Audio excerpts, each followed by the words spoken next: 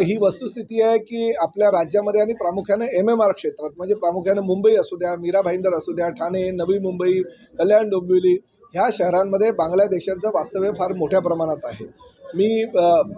प्रत्येक आमच्या अधिकाऱ्याला सुद्धा सूचना दिलेली आहे की प्रामुख्याने हे बांगलादेशी वेटरमध्ये हॉटेलमध्ये वेटर म्हणून तरी काम करतात,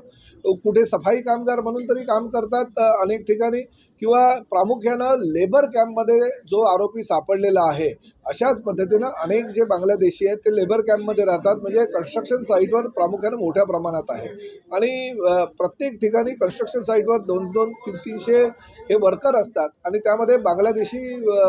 तरुणांचा फार मोठ्या प्रमाणात सहभाग असतो. त्यामुळे ह्यापुढे भविष्यामध्ये योग्य तपासणी करूनच कामगारांना कामावर ठेवण्याचे आदेश प्रत्येक पोलीस आयुक्तांनी द्यावे अशा प्रकारचा